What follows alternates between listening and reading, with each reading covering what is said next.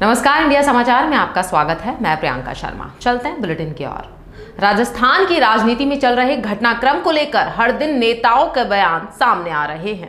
एक तरफ अशोक गहलोत बागी विधायकों को पार्टी से बाहर का रास्ता दिखाने की तैयारी में दमखम से जुटे हैं, वहीं दूसरी तरफ सचिन पायलट भी आर पार की लड़ाई लड़ने के मूड में नजर आ रहे हैं।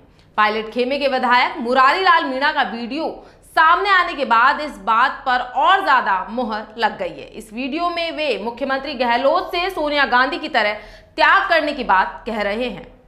राजस्थान के मुख्यमंत्री अशोक जी गहलोत ने जिस तरह से आज हम सब विधायकों पर भ्रष्टाचार का आरोप लगाए, उससे हमें बड़ा दुख हुआ, बड़ा खेद हुआ है। हम इस बात को मान गए कि वो वास्तव में जादूगर हैं। जादूगर जनता के सामने सत्य और होती है, जनता को भ्रमित करने में माहिर होता है, वो जनता को और दिखा देता है, वास्तविकता और होती है। उसी तरह से उन्होंने आज हमारे साथ में किया है। हम ये जानते हैं, वो भी जानते हैं कि जब पिछली बार हम बीएसपी से कांग्रेस में आए थे, उस टाइम हमको उन्होंने कितना पैसा दिए, हम ये पूछना चाहते हैं। उस टाइम वो कहते थे कि ये बहुत ही ईमानदार एमएलए हैं। जब उस टाइम ईमानदार थे तो आज हम चोर कैसे हो गए? हम उन लोगों में से, हमको कोई खरीद नहीं सकता, हम 100 करोड़ में बिक नहीं सकते।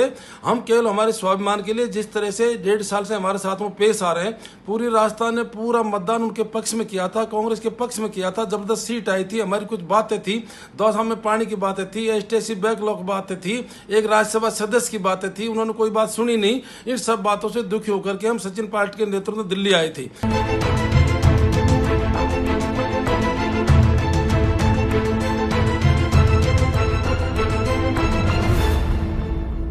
यदि वो चाहते हैं कांग्रेस एक रहे, कांग्रेस मजबूत रहे, तो क्यों नहीं वो सोनिया गांधी की तरह त्याग कर दें, ताकि हम सारे लोग एकजुट हो जाएं, राजस्थान कांग्रेस मजबूत हो जाए। वो केवल भ्रम फैला करके और बदनाम करके, जनता चाहेगी तो हम विधायक बनेंगे, जनता चाहेगी तो विधायक नहीं बनेंगे। उन्होंने आज जो हमको नोटिस दिए, हम उस नोटिस की परवाह नहीं करते। हम उनके भरोसे विधायक बन के नहीं आए। हमने कांग्रेस को मजबूत किया, कांग्रेस को हमने जिताया, हमने पूरे राजस्थान से विधायक भेजे। वो अपने दिमाग से इस बात को निकाल दें कि ये विधायक डर जाएंगे, हम डरने वाले नहीं हैं।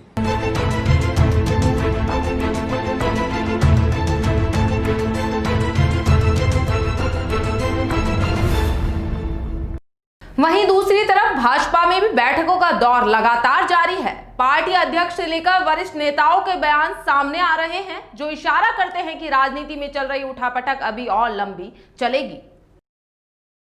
पार्टी की बैठकों की अनुपस्थिति ये विधायकों की डिस्क्वालिफिकेशन के नोटिस का कारण नहीं होती है। इसका मतलब स्पीकर की नीयत में भी खोट है और सरकार की नीयत में तो पहले से ही खोट था।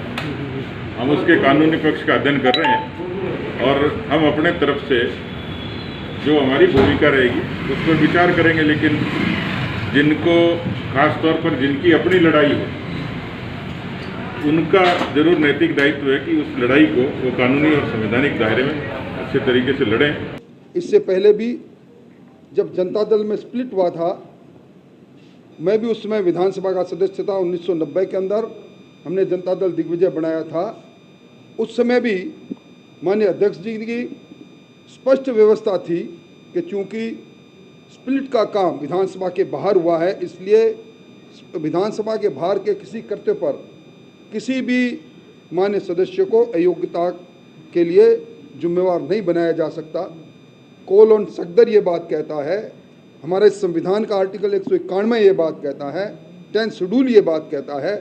उसके पश्चात भी संवैधानिक प्रावधानों को और हमारे जो कानून की व्यवस्थाएं हैं, अध्यक्षीय व्यवस्थाएं हैं, उन सबको धत्ता बताकर जो नोटिस दिया गया है, मैं उसकी निंदा करता हूं। खबर जोधपुर से है, जहां गर्मी बढ़ने के साथ ही पेयजल संकट गहराने लगा है। चौपासनी हाउसिंग बोर्ड इलाके के नंदनवन क्षेत्र में लंबे समय से हो रही अपर्याप्त जलापूर्ति को लेकर आज इलाके के लोगों का आक्रोश फूट पड़ा। गुस्साए लोगों ने हाउसिंग बोर्ड स्थित जलदाय विभाग कार्यालय के सामने विरोध प्रदर्शन किया।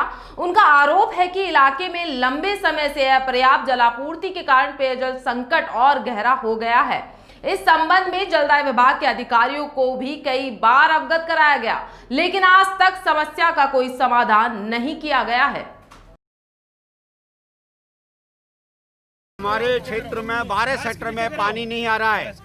जलदाय विभाग ने हमारे साथ अन्याय किया है। दूसरे एरिया में पानी दे देता है, हमारे यहाँ नहीं दे रहा है। तीसरे दिन देता है, उसके बाद 4 दिन तक फिर रोक देता है कि पेपर में दे देता है पानी नहीं आएगा, लेकिन बिल्कुल पानी नहीं आया है। आज चौथा दिन है। 12 सेक्टर चौपासनी हाउसिंग बोर्ड में पानी की जो जलापूर्ति है बहुत ही कम दबाव से और कम देरी के लिए हो रही है, जिसके लिए हमने कई मरतबा अधिकारियों को शिकायत करी, परंतु कोई सुनवाई नहीं होती है कि बात कही जाती है आगे से सप्लाई काटी हुई है। पाली के मारवाड़ जंक्शन से है। यहाँ धनला गांव हनुमान मंदिर के पास स्थित नर्सरी में पौधारोपण कार्यक्रम के तहत करीब 1200 पौधे रोपे गए।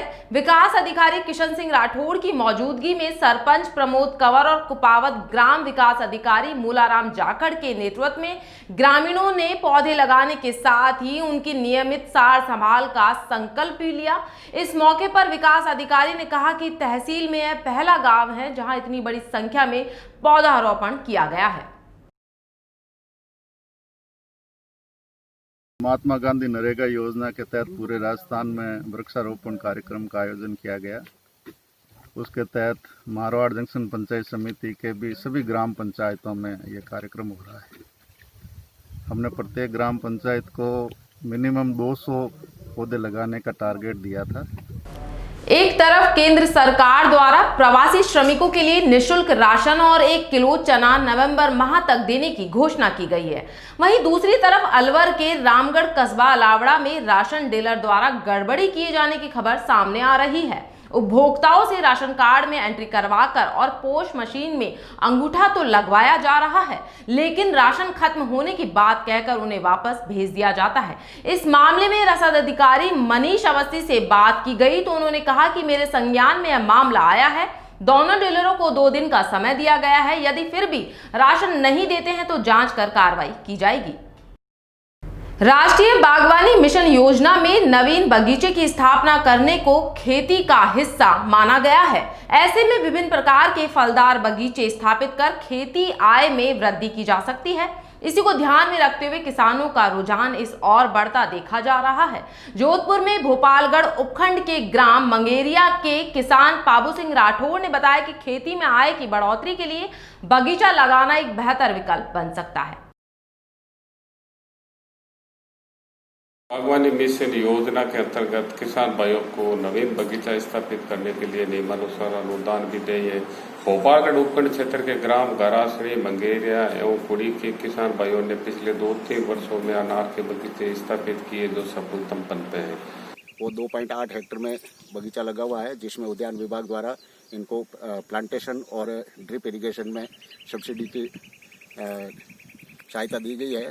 और हमने इनको एडवाइज किया है कि भाई ये जो प्लांट के बीच में जो खाली जगह है उस खाली जगह को इंटरक्रॉपिंग कर दिया जाए, जिससे इनका ये खाली जगह का भी इनको फायदा मिल सके। मैंने जो है अभी 2.8 हेक्टेयर में अनार का बगीचा लगाया है, क्योंकि आने वाले समय में पानी की और कमी होने वाली है, पहले से भी बहुत कमी है।